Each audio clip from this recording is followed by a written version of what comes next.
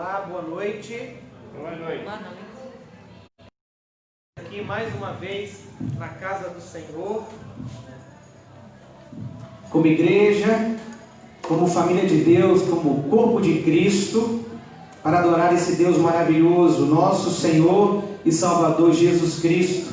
E a você também que está em casa assistindo a transmissão desse culto, que Deus lhe abençoe, edifique a sua fé e que em breve você esteja aqui conosco também, para juntos louvarmos o nome do Senhor. Nós vamos orar ao Senhor neste momento, vamos fechar os nossos olhos, vamos falar com Deus. Pai amado e bendito, louvado seja o teu nome, tu estás entre nós e nós te louvamos, te bendizemos e reconhecemos a tua presença, a tua grandeza, a tua soberania e o teu senhorio sobre nós.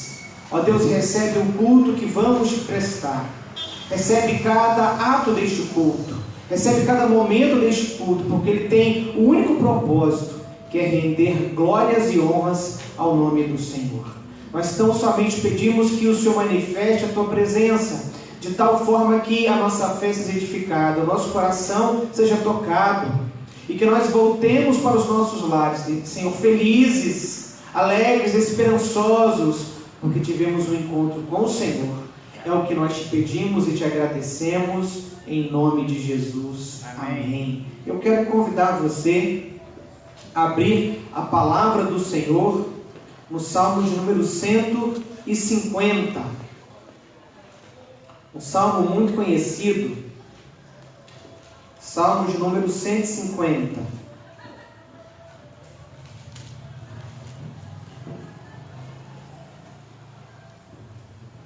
Diz assim a palavra do Senhor, Salmo 150, versículo 1.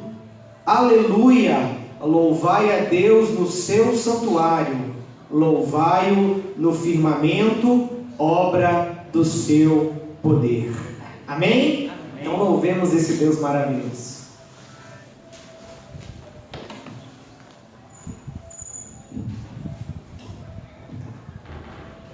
Vamos continuar adorando ao nosso Deus, adorando ao nosso majestoso Rei, por tudo que Ele é, por cada um de nós. Então que possamos alegremente cantar, adorar o nosso Deus, que Ele é digno de toda honra, glória e louvor. Você se sentir à vontade de estar aqui, coloque-se de pé e alegre-se conosco.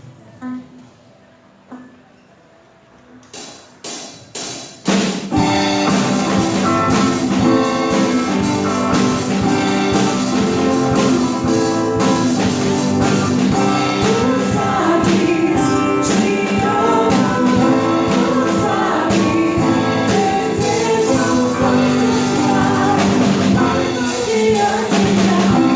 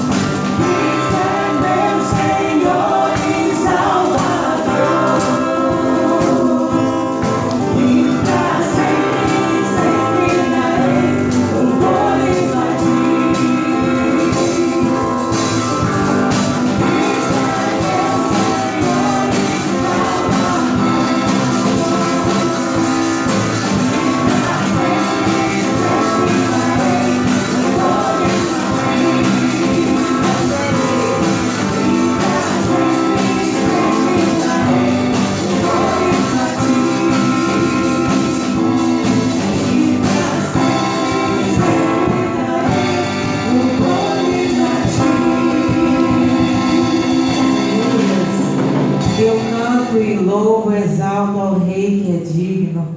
Eu amo, adoro, diante dele eu me prostro. Que o nosso Deus possa ser o Rei de nossas vidas, o nosso majestoso Rei, porque Ele é santo, poderoso e digno de todo louvor.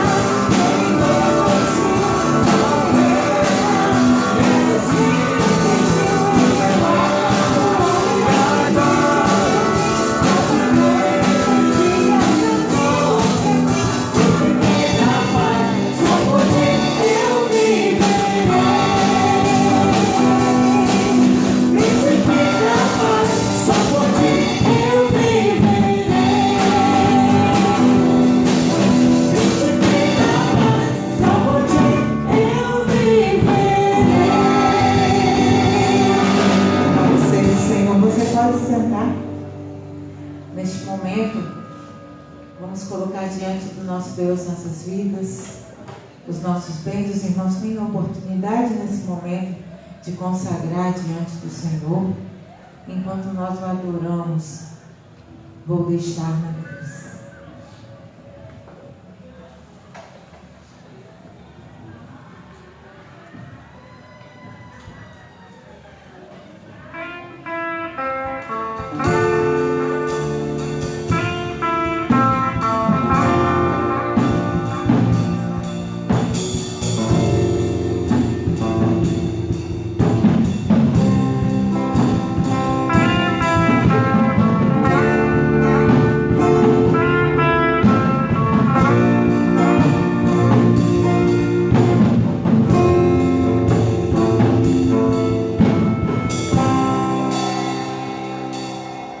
Sua morte ali na cruz, carregando a minha dor, você se expôs por mim.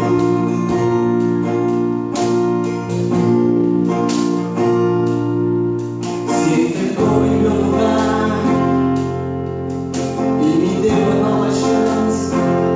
Eu vou recomeçar. Vou deixar na cruz tudo que passou.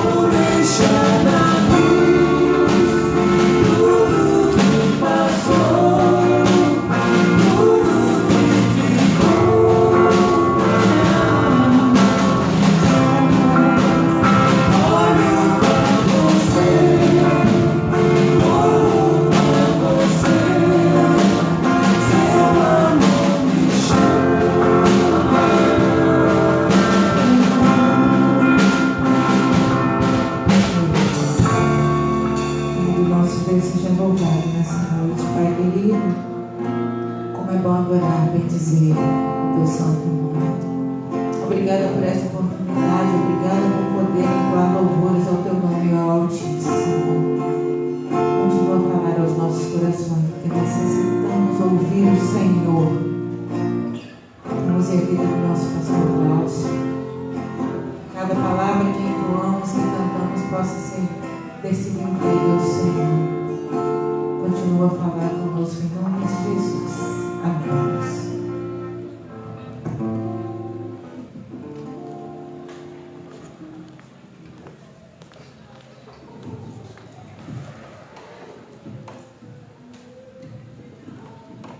Amém, irmãos? Amém.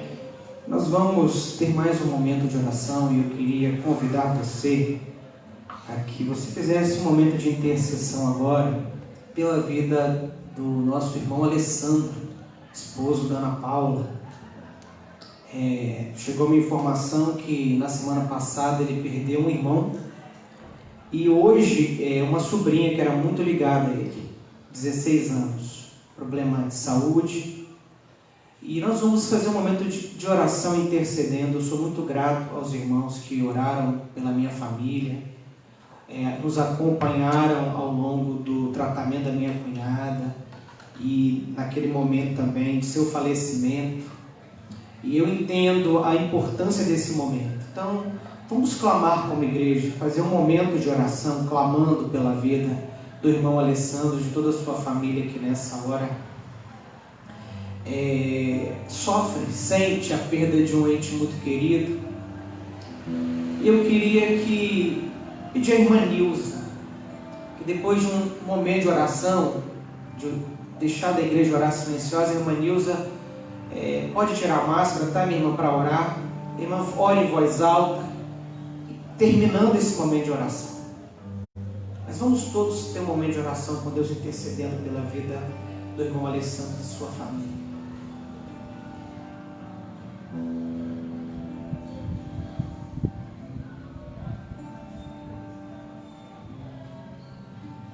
Deus Pai, Deus bendito, agradecemos o Senhor a oportunidade de estarmos aqui, ó Pai, no teu santuário, ó Pai, para junto com os irmãos, ó Pai, te adorar em espírito e em verdade.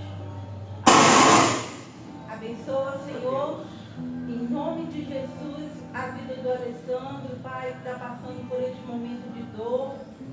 Duas pessoas do ente querido, ó Pai, ele perdeu. Abençoa também, ó Pai, a Raquel, que perdeu seu tio, o pastor, Pai, que perdeu seu cunhado, Senhor. Ó Deus, venha, ó Pai, interceder por essas vidas, Senhor. Que mesmo, ó Pai, diante de momentos de dor, de perda, ó Pai, buscam a Tua presença, Senhor. Que possamos, ó Pai, em qualquer situação, ó Pai, que formos enfrentarmos, o Senhor, ó Pai, venha entender, ó Pai, a nossa dor, o Espírito Santo venha estar dando consolo, Senhor. Ó Pai, obrigado pelo Teu cuidado para conosco, pela Tua proteção, Senhor. Venha estar, ó Pai, junto conosco, preparando os nossos corações, Senhor, para estar ouvindo a Tua palavra neste momento, Senhor. O pastor seja um instrumento usado por Ti, a cada louvor que já foi cantado, que será cantado, ó Pai, venha ao encontro, ó Pai, dos nossos corações, Senhor. Muito obrigado, Senhor, só temos que Te agradecer pelo Teu grande amor para conosco, em nome do Teu Filho amado Jesus. Amém. Amém. Amém. Obrigado, minha irmã. Quero convidar você a abrir a sua Bíblia. Evangelho de João, capítulo 3. Nós vamos ler do verso 1 até o verso 21. Evangelho de João, capítulo 3, do verso 1 até o verso 21.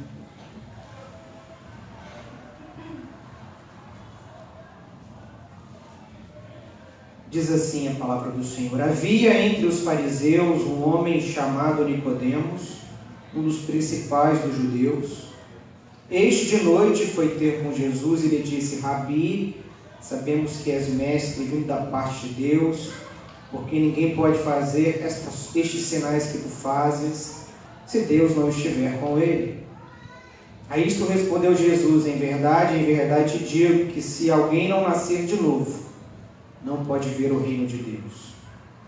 Perguntou-lhe Nicodemos: como pode um homem nascer sendo velho?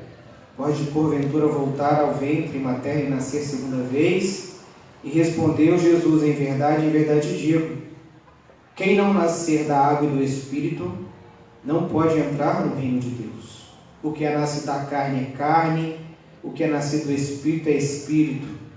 Não te admires de eu te dizer, importa-vos nascer de novo. O vento sopra onde quer, ouves a sua voz, mas não sabes de onde vem nem para onde vai. Assim é todo o que é nascido do Espírito.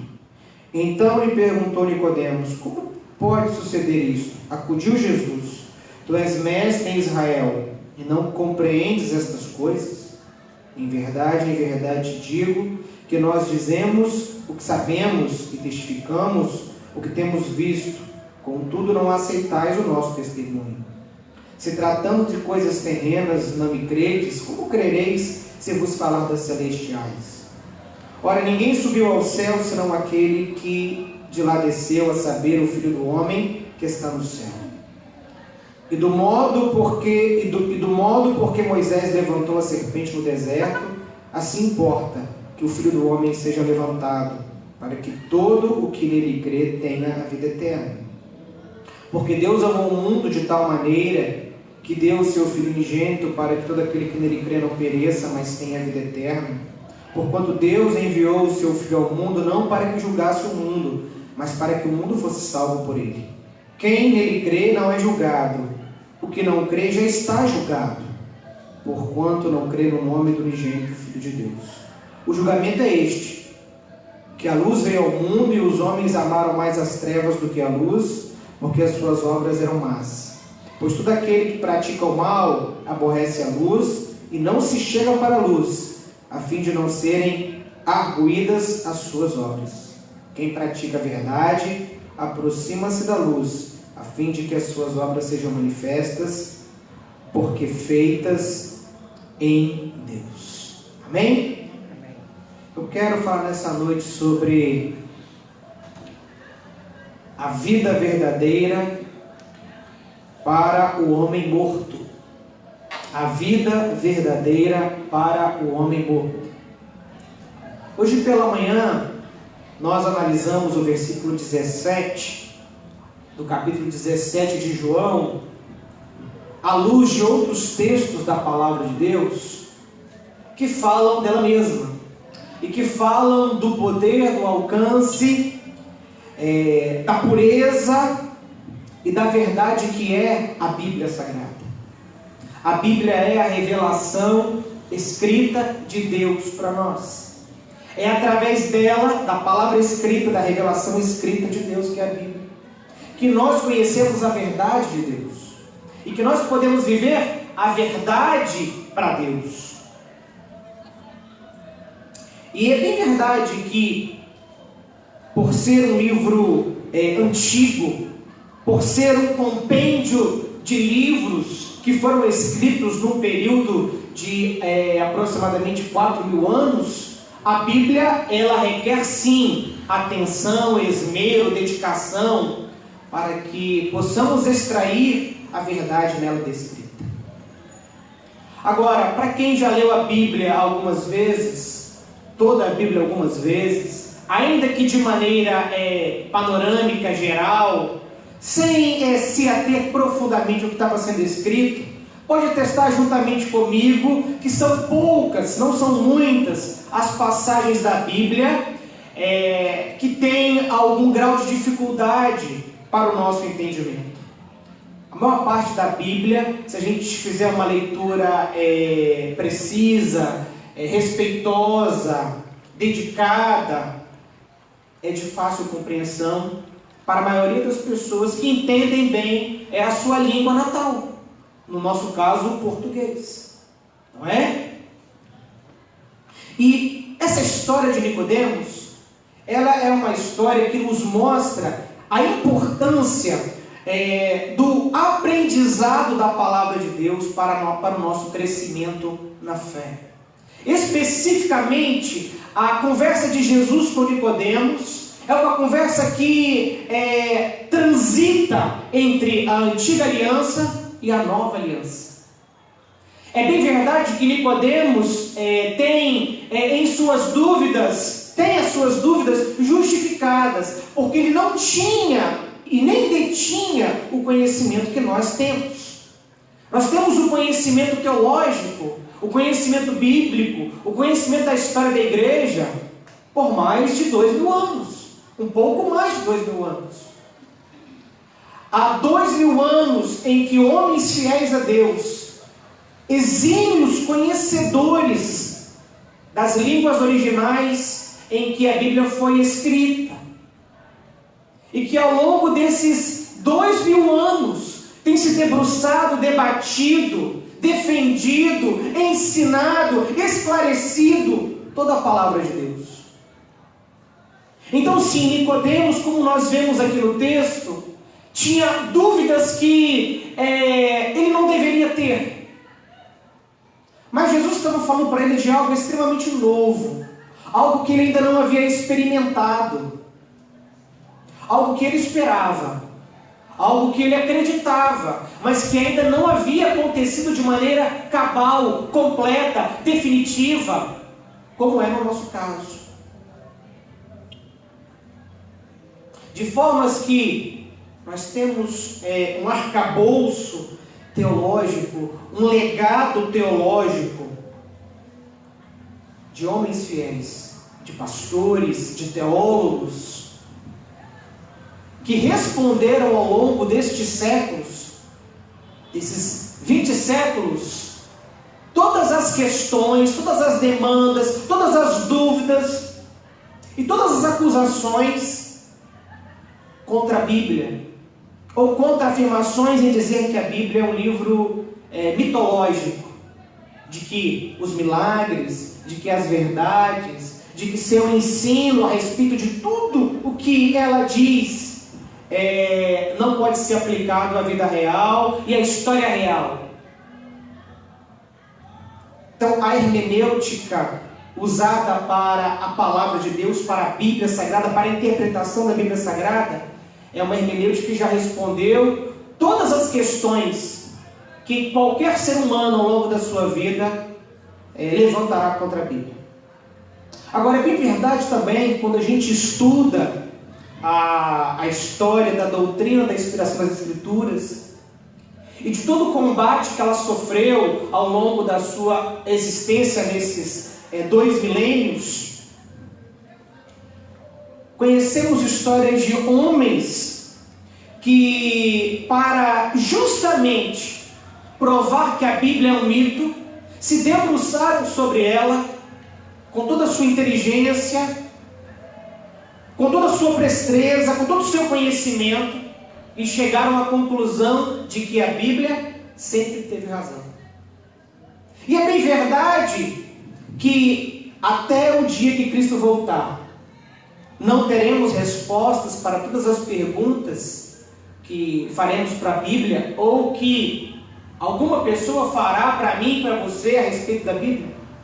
E é bem verdade que a teologia sistemática, a teologia bíblica, ela não responderá de maneira racional a todas as questões que possam trazer para nós a respeito da Bíblia.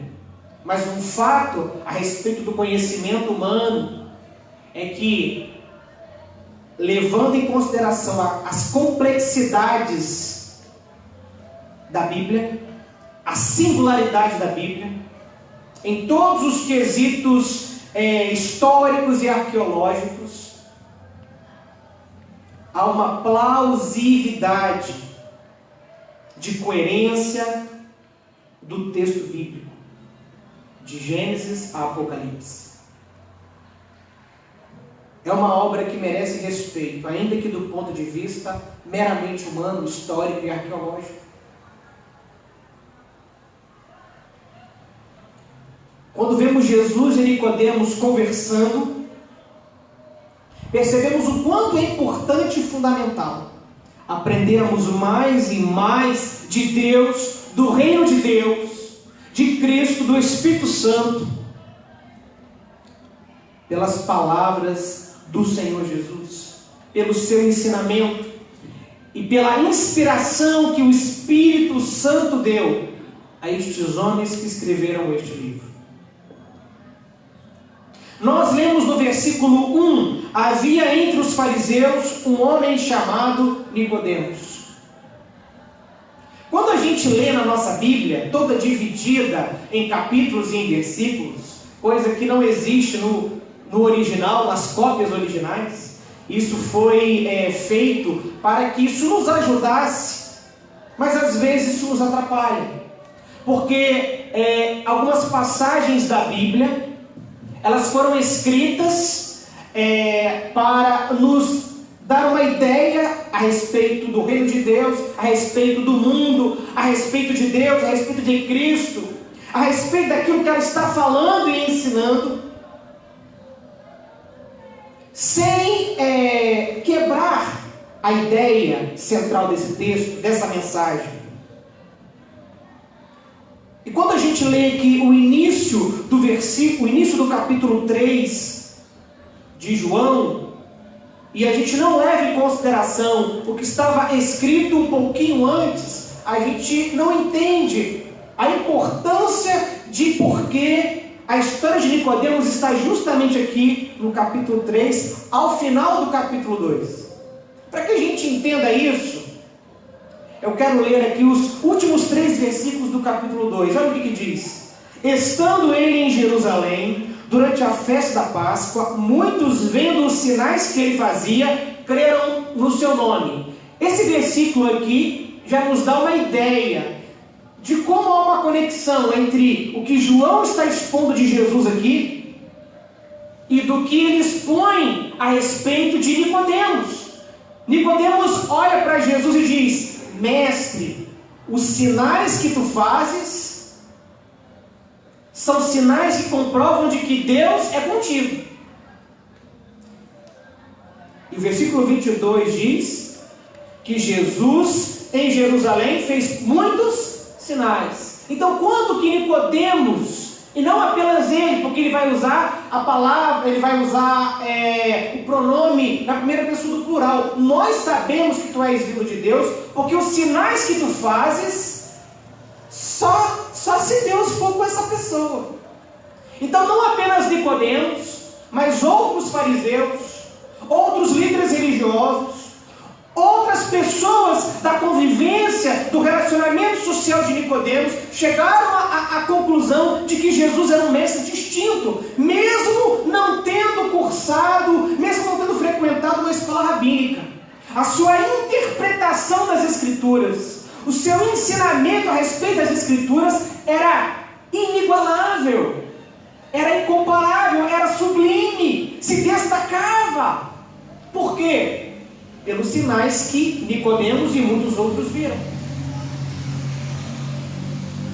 Então, vendo os sinais que ele fazia, creram no seu nome. Finalzinho do versículo 23. Versículo 24. Mas o próprio Jesus não se confiava a eles, porque os conhecia a todos, e não precisava de que alguém lhe desse testemunho a respeito do homem, porque ele mesmo sabia o que era a natureza humana.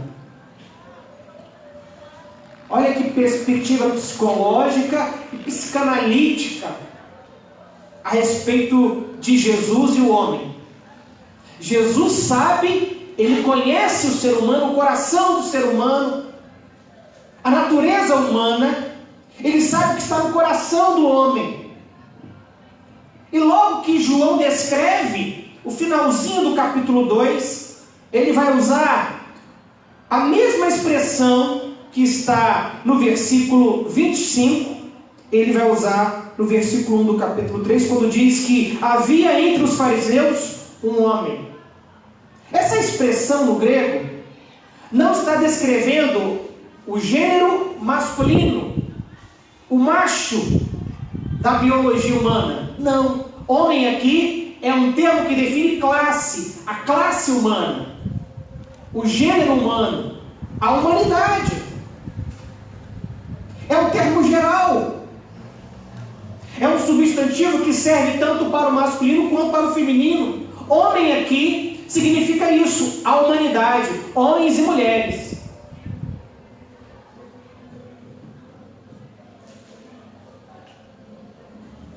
E assim como Jesus conhecia a humanidade, o coração de todo homem, o coração de toda mulher, ele também conhecia o coração de Nicodemos. E aqui a gente vê um dos princípios fundamentais do livro de João. Um dos ensinamentos fundamentais do livro de João, que é a universalização da salvação. E a gente vai ver essa ideia sendo reproduzida no versículo 7. Quando Jesus, falando do novo nascimento pela terceira vez para o Nicodemos, ele agora não usa mais o pronome na segunda pessoa do singular, mas na segunda pessoa do plural. Ele não diz mais, é necessário que você nasça de novo, Nicodemos, mas é necessário que todos vocês nasçam de novo. Necessário vos é nascer de novo. E por que Nicodemos está justamente... a história de Nicodemos está justamente nessa parte do livro de João? Porque é uma outra expressão interessante. Havia entre os fariseus um homem chamado Nicodemos, um dos principais dos judeus, ou um dos príncipes dos judeus. O Nicodemos, ele não era um fariseu comum. O Nicodemos não era um mestre comum. Ele era o mestre. E quando Jesus se dirigir a Nicodemos, quando ele diz assim: tu és mestre em Israel e não entende estas coisas, Jesus usa Jesus usa um artigo definido. É como se Jesus dissesse assim: você é o professor de Israel, você é o mestre de Israel, ou você está numa classe acima no conhecimento das coisas de Deus em Israel, e você não consegue entender estas coisas.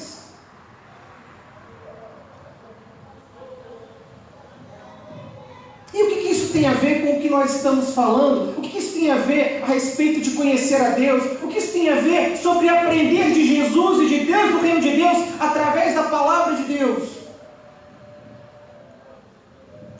É que João coloca para nós aqui que aquele que seria um símbolo maior de conhecimento de Deus, aquele que seria um símbolo maior de piedade diante de Deus, porque dentre os fariseus que ouviram Jesus pregar e viram Jesus fazer os seus sinais em Jerusalém, e que passaram a crer em Jesus, mas que de fato não criam, o texto diz, finalzinho do capítulo 2, que Jesus sabia que eles não criam de verdade.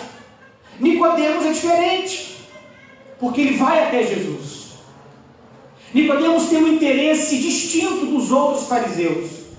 Ele quer conhecer Jesus, ele quer saber a natureza do seu ensino, ele quer saber a profundidade do seu ensino, ele quer entender quem ele é. Apesar de saber que é um homem de Deus, mas quem é esse homem de Deus? Da onde ele saiu? Por que Deus o escolheu para fazer esses sinais? Então Nicodemos, ele é um exemplo daquilo que o ser humano pode se tornar como referência tanto na religiosidade quanto no conhecimento, como na piedade. Porque ele não só é um dos maiores mestres em Israel, um dos personagens mais importantes do Sinédrio, mas ele também é alguém piedoso, porque ele ouve e vê, ele ouve o ensinamento de Cristo, vê os sinais de Jesus, e ele sente mais sede por Cristo. E sabe qual é a primeira resposta que Jesus dá a Nicodemos? Ou a primeira reação que Jesus dá a Nicodemos? Mesmo Nicodemos sendo tão pomposo, mesmo Nicodemos sendo tão humilde, mesmo Nicodemos reconhecendo a grandeza e a singularidade de Cristo,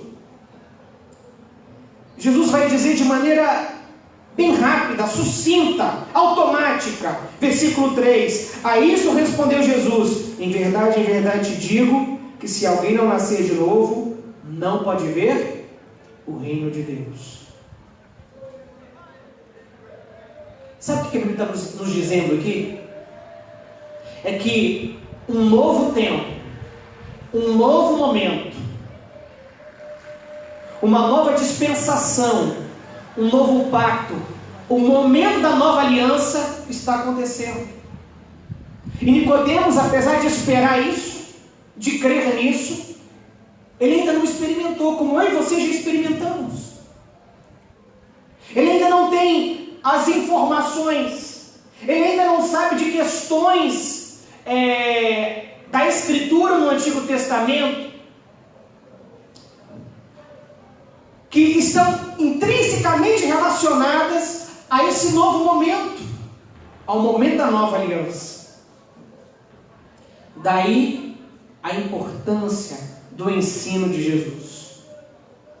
Daí a importância de nos debruçarmos e gastarmos o nosso tempo com Cristo e com Sua palavra.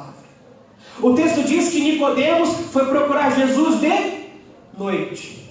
Há pelo menos 3 respostas do porquê que do porquê Nicodemos foi buscar Jesus à noite.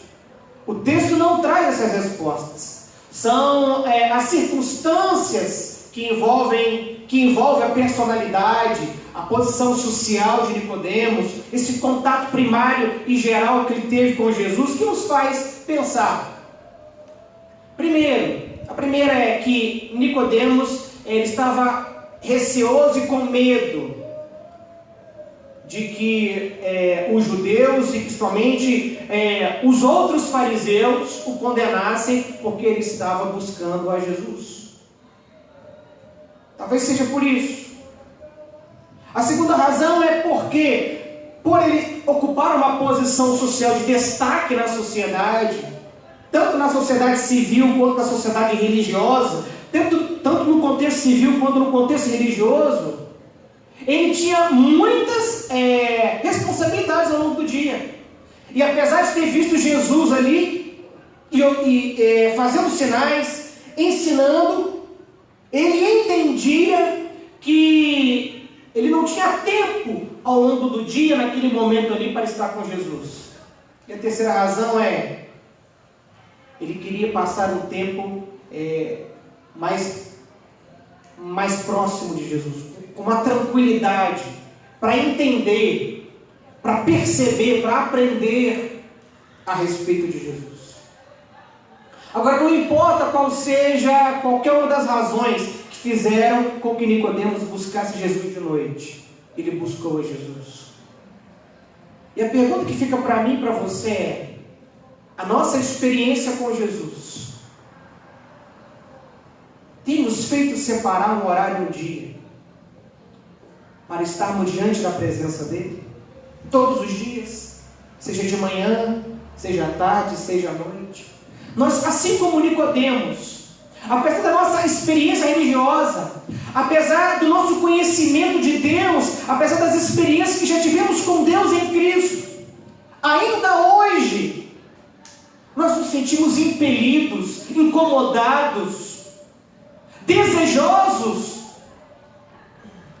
de todos os dias estar com Cristo e com Sua palavra, para aprendermos mais a respeito dele, para que possamos testemunhar de maneira correta, adequada e segundo a Sua vontade a respeito dele.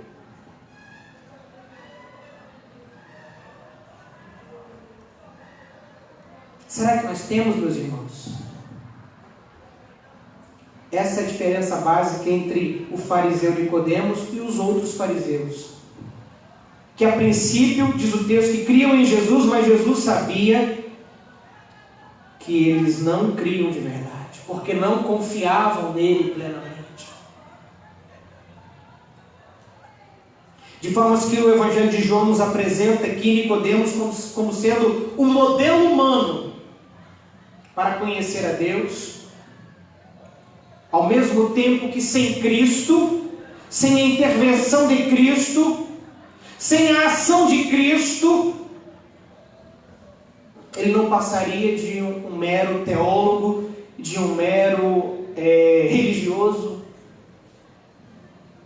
Sem Cristo, sem o ensinamento de Cristo, sem aprender com Cristo, Nicodemos, com toda a sua religiosidade, com todo o seu conhecimento, não teria capacidade de experimentar aquele novo momento na história da humanidade que Deus estava escrevendo com a vinda de Cristo. E é por isso que Jesus diz para Nicodemos: é necessário que você nasça de novo para ver o reino de Deus. A palavra nascer de novo aqui significa nascer do alto, ou seja, não há nada no ser humano, não há nada no conhecimento humano, não há nada na natureza humana de bom, de lícito, de belo, que dê ao homem sozinho, por ele mesmo, a partir dele mesmo, a condição e a capacidade de nascer de novo. Essa é uma intervenção de Deus na vida do homem, na vida do ser humano. E é por isso que Jesus vai dizer para Nicodemos: o que é nascido da carne é carne, mas o que é nascido do Espírito é Espírito. Daí, João reforçando mais uma vez a nossa necessidade universal de Cristo. O reino de Deus que Jesus trazia e inaugurava nesse momento histórico da humanidade não era apenas para os judeus, era para todo aquele que nele cresce. E é isso que Jesus e João concluem depois da conversa entre Jesus e Nicodemos. Podemos dizer, não de maneira contundente, mas com um bom grau de assertividade, que o diálogo de Jesus e Nicodemos vai até o versículo 15. E que do versículo 16 ao versículo 21, João então dá a sua explicação, ou faz a aplicação da conversa de Jesus com Nicodemos. E a gente percebe que tanto que Jesus diz a partir do versículo 11 até o versículo 15, tem muita coerência com aquilo que João diz a partir do verso 16 até o verso 21.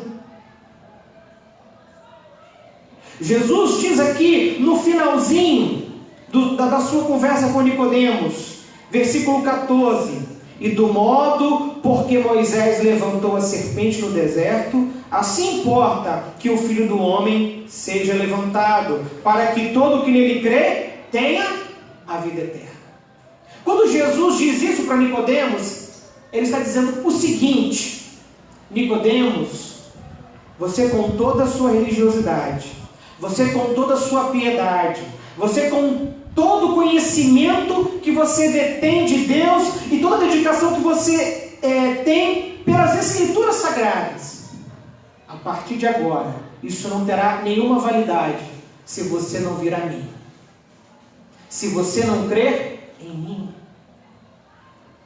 Agora eu e você, quando lemos o texto aqui, sabemos disso, porque nós temos toda a introdução do livro de João, no capítulo 1, temos todas as informações do capítulo 2, mas o Nicodemos não tinha esse conhecimento, ele não sabia que ele estava diante do Messias. E sabe o que eu vejo de extraordinário aqui, Jesus fazendo? É explicando uma passagem do Velho Testamento que até então não havia tido essa aplicação.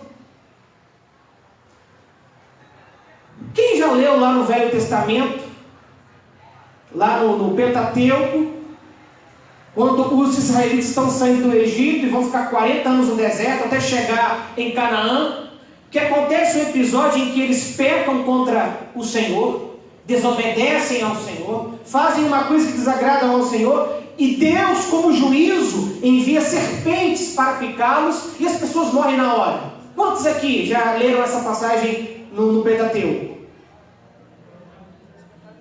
Precisamos ler o Pentateuco, hein? Não é? Não vou nem perguntar quem é que já leu o Pentateuco aqui. Poucas pessoas. Quando isso aconteceu, Moisés intercedeu pelo povo. E sabe o que Deus orientou Moisés a fazer? Deus orientou Moisés a que fizesse uma serpente de bronze, colocasse ela numa haste e deixasse ela no arraial. E todo que fora picado pela serpente, que olhasse para a serpente de bronze, ficava curado. E isso aconteceu. E você pode ler em todo o Antigo Testamento. Você não vai ver a aplicação desta situação na história de Israel, como Cristo explica agora para Nicodemos. Sabe o que Jesus está dizendo para Nicodemos? Nicodemos, a nova aliança está chegando. Tudo aquilo que o Antigo Testamento, tudo aquilo que você acredita da redenção de Deus, tudo aquilo que você ensinou a respeito do reino de Deus, tudo aquilo que você esperava a respeito de Deus, vai começar a se consumar agora. E Jesus diz que assim como a serpente de bronze ela foi levantada no deserto, assim o Filho do Homem também deveria ser levantado na cruz. Então, quando a gente vê Jesus falando daquela passagem que aconteceu lá no Velho Testamento, a gente vê que o símbolo da serpente de bronze era um símbolo profético do sacrifício de Cristo na cruz. Mas o que isso tem a ver? Para a gente entender o que isso tem a ver com a salvação em Cristo, a gente precisa ler a Bíblia. Para a gente entender a Bíblia, a gente precisa ler a Bíblia. Porque a Bíblia explica a Bíblia. Não basta a gente saber as histórias da Bíblia. A gente tem que estudar a Bíblia. Não basta a gente ler a Bíblia. A gente tem que meditar no que está escrito nela. Nós temos que trazer as nossas dúvidas à palavra de Deus e nela mesmo buscar as respostas. Eu quero ler para os irmãos uma passagem que está lá em Romanos capítulo 8. Versículo 2, Romanos, capítulo 8, versículo 2, versículo 3. Porquanto o que fora impossível à lei, no que estava enferma pela carne, isso fez Deus, enviando o seu próprio Filho em semelhança de carne pecaminosa e no tocante ao pecado, e com efeito condenou Deus na carne o pecado. A serpente de bronze era um símbolo de redenção, como Cristo assumiria o nosso lugar na cruz. Porquanto que for impossível a lei, que estava enferma pela carne, isso Deus fez pelo seu próprio Filho, em semelhança da carne pecaminosa e no tocante ao pecado. A Bíblia diz que Jesus nunca pecou, mas Ele se tornou ser humano como eu e você. Ele se tornou semelhante a mim e a você. E como ser humano, Ele recebeu na cruz o meu pecado e o seu pecado. E foi pela sua perfeição, como ser humano, como um remidor perfeito, como alguém que não tinha dívida, como nós tínhamos, como alguém que estava puro, sem pecado. assumiu o nosso lugar na cruz. Assim como aquela serpente de bronze, ela era o símbolo do mal que afetava os israelitas por causa das serpentes que os picavam. Cristo também, a semelhança do pecado, ele tomou o nosso lugar na cruz, para que, através do sacrifício dele, o meu pecado fosse perdoado. Jesus assumiu o meu lugar e o seu lugar na cruz. E há 2000 anos antes, 1500 anos antes de Jesus nascer, há um símbolo profético no Antigo Testamento dizendo que um dia Jesus estaria na cruz para nos livrar do veneno do pecado, da maldição do pecado, da condenação do pecado. Só que Nicodemos não sabia disso. Nenhum israelita sabia disso, até Jesus dizer que era assim. Precisamos procurar as respostas, as perguntas. Precisamos procurar respostas às nossas perguntas quando lemos a Bíblia, na própria Bíblia, na própria Palavra de Deus.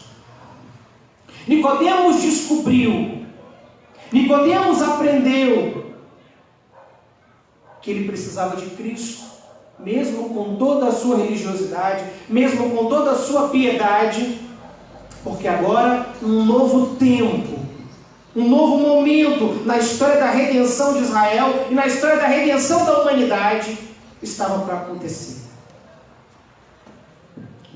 E quando João diz aqui, do verso 16 ao verso 21, o que significa? Qual a aplicação prática da conversa de Nicodemos com Jesus para as nossas vidas? Ele vai descrever aqui o amor de Deus, ele vai destacar aqui a justiça de Deus, ele vai destacar aqui a condenação do pecado e a salvação em Cristo para esse pecado, e vai justificar porque uns serão salvos e outros não. E como é que ele faz isso? Primeiro ele diz aqui, porque Deus amou o mundo de tal maneira que deu o seu Filho unigênito para que todo que nele crê não pereça, mas tenha a vida eterna. Deus ama todas as pessoas. Jesus veio salvar todas as pessoas, mas nem todos serão salvos. Por quê? Porque nem todos irão crer. A salvação é só para quem crê. E por que as pessoas não creem?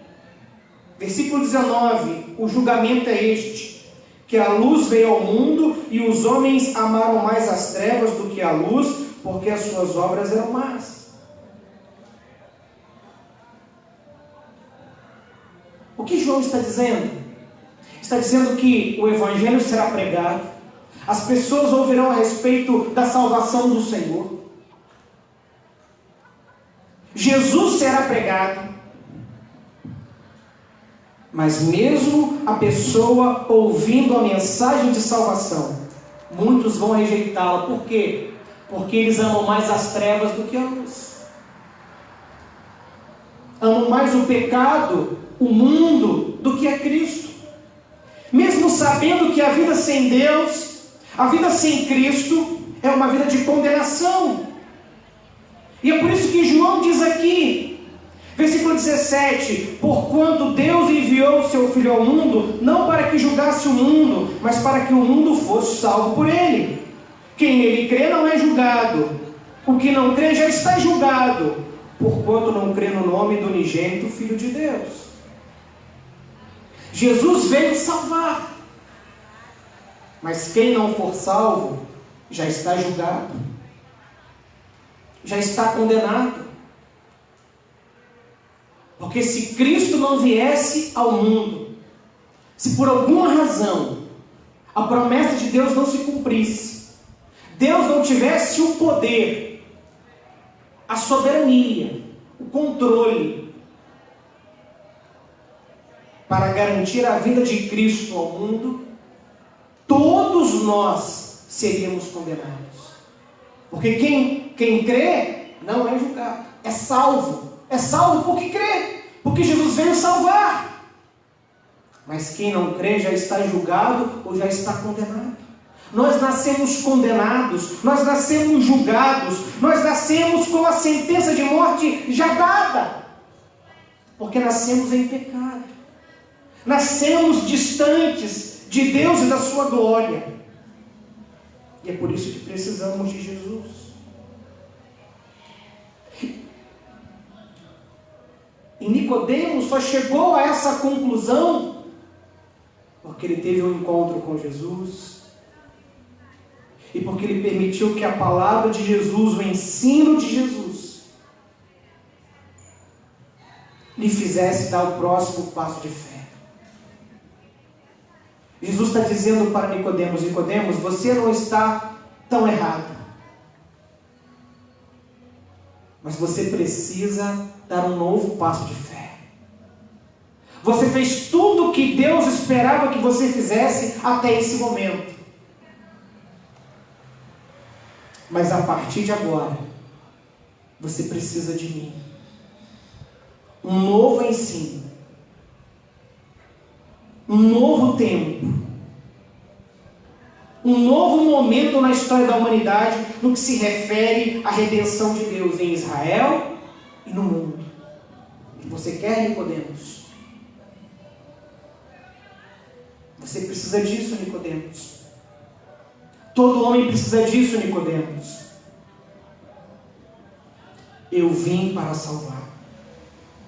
E quando a gente lê o que o Evangelho de João ainda fala de Nicodemos, no capítulo 9 e no capítulo 21, a gente entende que Nicodemos prosseguiu nesse caminho. A gente percebe que Nicodemos deu esse passo de fé.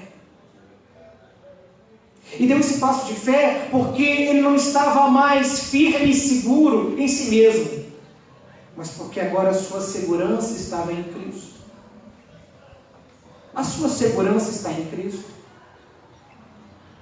Você precisa de Jesus todos os dias. Você entende a necessidade da palavra de Cristo todos os dias na sua vida? Se Nicodemos, sendo Nicodemos, o homem que ele era, o religioso que ele era, o piedoso que ele era, o homem de Deus que ele era, se o Nicodemos precisava de Cristo, será que eu e você não precisamos? Nós precisamos de Cristo e da sua palavra. Somos como Nicodemos, pessoas mortas precisando da verdadeira vida. E essa vida só vem do Evangelho de Jesus. A gente pode estar desprovido de muitas coisas nesta vida. A gente pode viver a vida toda sem ter algumas coisas. Mas nós não podemos passar desta vida para outra sem termos Jesus. E ter Jesus não é simplesmente num culto evangélico, num apelo levantar a mão, ou simplesmente ser mergulhado num tanque cheio de água, numa piscina, num rio, numa lagoa. Ser cristão de verdade é entender que eu preciso de Cristo e da sua palavra todos os dias. Eu preciso de Cristo e da sua palavra todos os dias. E a Bíblia é a palavra de Deus, é a palavra de Cristo. Eu não posso abrir mão dela. Eu posso ter muitas dúvidas quanto à palavra de Deus, quanto à Bíblia Sagrada, e essas dúvidas serão saudáveis.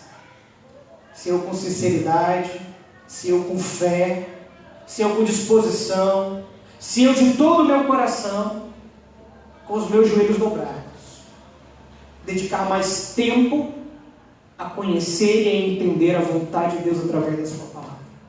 eu tenho certeza que as suas dúvidas serão degraus para você crescer na fé. Assim como foi na experiência de Nicodemos com Jesus, também será na sua. Que Deus nos abençoe. Vamos fechar os nossos olhos e vamos orar. Pai, em nome de Jesus, tem misericórdia de nós. Que a nossa religiosidade, que a nossa espiritualidade sejam alimentadas diariamente, por dedicarmos tempo contigo, aos teus pés, orando, clamando, lendo, meditando, aprendendo da tua palavra. Tua palavra não é bolo para ocasiões especiais. Tua palavra é pão. Pão para as nossas necessidades diárias. Que tenhamos zelo, respeito, interesse em conhecer mais e mais do Senhor. Mais e mais do Senhor e mais do teu reino. Mais e mais da tua vontade. Por meio da tua santa palavra. Dá-nos sede, dá-nos interesse. Que assim como Nicodemos, encontremos o tempo, o melhor horário ao longo de cada dia, o melhor lugar ao longo de cada dia, para passarmos um tempo precioso contigo, com a tua palavra,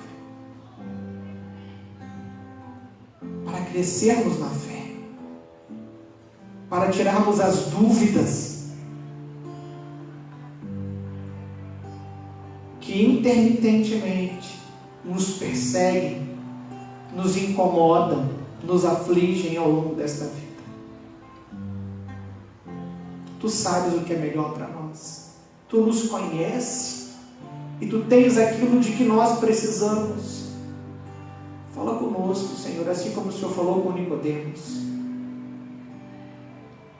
Não permita que as nossas imperfeições, que as nossas limitações, não permita que o cansaço físico, que a monotonia de um monólogo, de um discurso, atrapalhe, Deus, que teu Espírito Santo fale ao nosso coração nessa noite. Faz a tua palavra arder no nosso coração, Senhor. Que a gente volte para casa marcado, sentindo o golpe da tua palavra na nossa alma. E que isso mude a nossa vida essa semana, nos próximos dias, nos últimos dias desse ano. Que sejamos diferentes, Senhor, por causa da tua palavra em nós. Pai Espírito Santo, tem misericórdia de nós, de todos nós nessa noite, dos que estão aqui, dos que estão assistindo a transmissão deste culto. Tem misericórdia de nós, em nome de Jesus. Esse Deus maravilhoso ainda está entre nós. Nós vamos louvar e bendizer o nome de nosso Senhor e Salvador Jesus Cristo.